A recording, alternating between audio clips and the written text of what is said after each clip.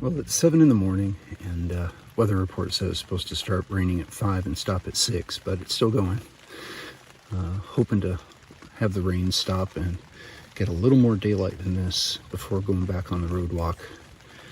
Harrowing last night with the dog, but the Far Out app has entries that say I'm going to have to deal with another 3 or 4 sets of them in today's extensive road walk again. So I gotta run the gauntlet here. If I make it out the other side to McKee, eventually we should be rid of most of these dog problems, but evidently owners just don't care, and it's really dangerous. Some folks carry pepper spray, but I thought actually in this part of the country, if I pepper spray somebody's dog, I might get shot, so I'd rather get dog bit than shot. So we'll see how it goes. It's 8 o'clock and we're finally walking out of the park. I took my piece of ShamWow that I carry with me and tried to get as much of the water off of the tent as I can. It's amazing how much you wring that thing out, and it's just like, I bet there was a quart of water on that tent.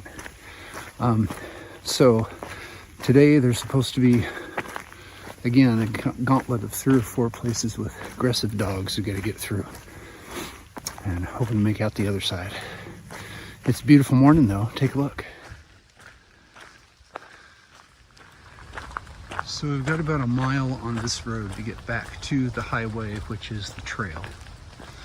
And then it looks like another 6 or 7 miles of road walk this morning.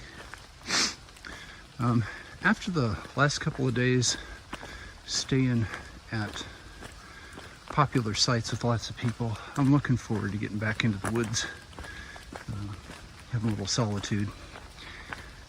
So far all the dogs have been edge of yard dogs. And here's another big hound. He looks kind of edgy yardy. I don't think he'll come out in the road. One behind me is now alerted. No, heads up. It's like 5. Stopped here at this Conveniently Country. It's a closed store, but a lot of hikers stop here. Got a water spigot and some things that can help you out. And lady came by, drove up in a truck, so I went up and waved at her, tried to be friendly. She was clearly a local checking me out. And she said, I waved at her, she said, "Are you a hiker?" I said, "Yes, ma'am." And she said, "Well, that's all right then. I needed to check you out because I didn't know who you were. And there's a lot of varmints around here." And so I thanked her and said I completely understood, and she smiled and went on her way. So people keeping an eye on you around here. There's some deer.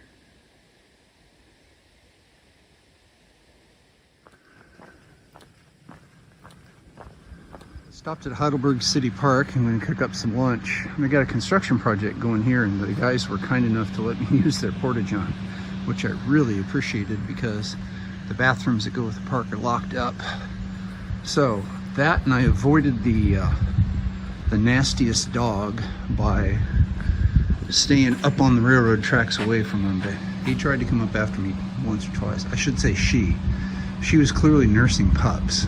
She still had the nastiest growl I've ever heard, and really had a will to do harm. Followed me for quite a way.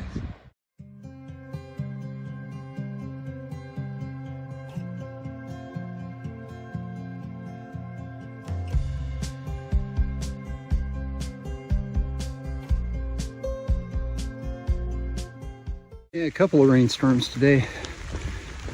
Testing out the gear. This is why I took this hike. I'm going to do the Appalachian Trail next year. I've got to be ready for days in a row of rain, so I want to get the right equipment. Could be at the end of our paved road walk. And back into at least something like the woods. I believe I have survived the dog gauntlet. So the dog by the railroad tracks by the Heidelberg Park tried to come up after me, but discouraged her the first time, and then she stayed low and just barked and followed me for a quarter mile. I got run at by groups of dogs in 3, 4 other places, maybe 5. But the horrible demon dog that everyone was warning about, the aggressive black one, by the cemetery, I believe they had kenneled that one. And I see another friendly barker ahead, but I think it's just just protecting the house, you know, doing their job. They said be careful crossing this bridge. I can see why. Can I tell you how nice it is to be off the road, not being charged by dogs, and how quiet it is. Not a bunch of people, just me in the woods. This is what I did the road walking and dog dodging for. More scenery like this to walk under. Nice.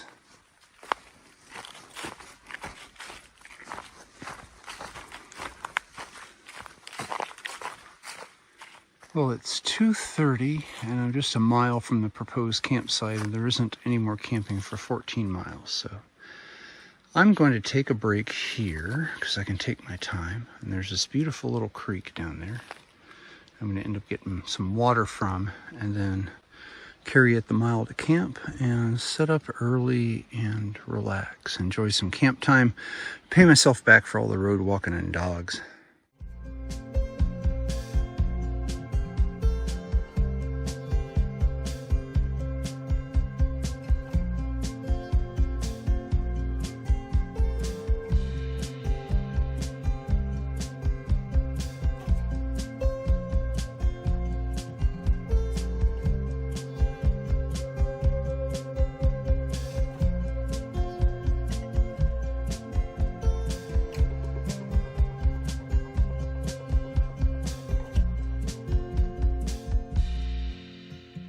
Did a big climb up out of the creek bed, a big climb, and you can tell things are a lot drier up here. That bodes well for the campsite. Thank you, Turtle, for leading the way. Okay, I believe this was the described site. Look, its fire ring has moss growing on the rocks, and it looks like not many people have used that in a while. All right, there's certainly no space for a tent here. Big trees, no widowmakers. All right, everything's live. It's 4 o'clock and the Serenity Shuttle has landed. Trail mile 120.3. So we got 16.5 trail miles done today, plus an extra mile getting out from Lago Linda. I want to take it a little easier today because it was an immense amount of road walking, which takes more of a toll on you than trail walking. Yeah, so today was all about walking on the road and trying to anticipate and then deal with various aggressive dogs. I understand that's the dog gauntlet and I'm done with it, which makes me happy. It's my most feared animal on trail, bar none. Bears, anything else, no. It's the dogs. So I'm glad I'm done with that. 2 of them got close enough where I had to actually fight back a little bit.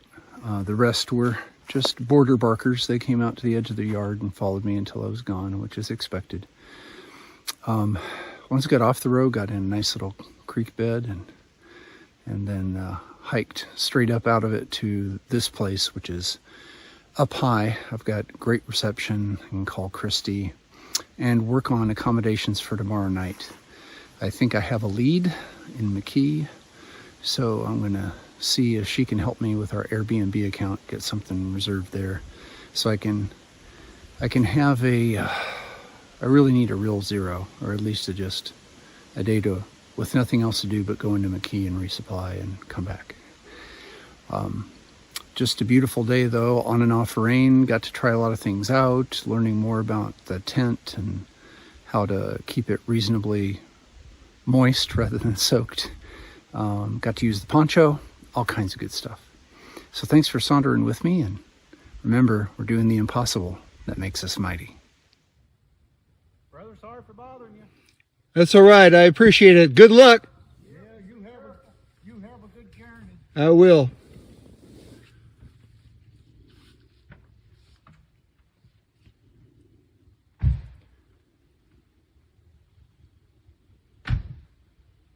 So I woke up with a start about 8:30 when a truck drove by with headlights right on the forest road, which isn't far from the tent.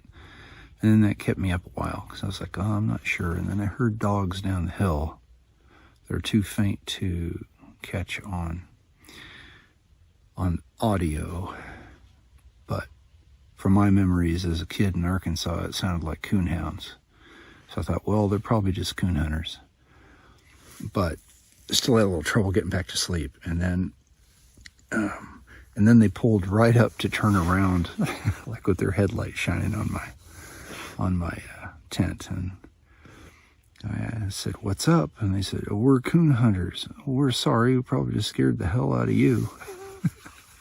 And I said, well, I'm a hiker on the trail. And they said, well, how's your journey been? It should be beautiful. And goes, enjoy your journey. And they looked at some maps and such, and then they went on their way. But that's a unique experience.